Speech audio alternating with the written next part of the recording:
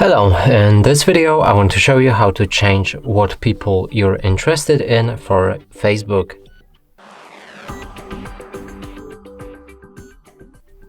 So in order to do this, let's open our app. From here, click on the profile picture or select this icon. Now let's edit the profile.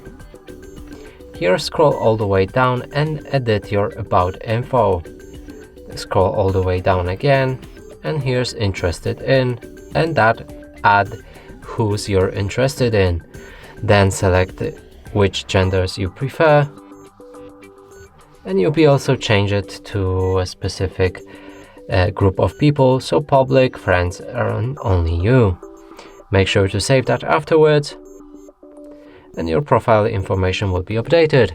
And that's it for this video. Hope you like it. Please consider subscribing to our channel, leave a like and a comment below.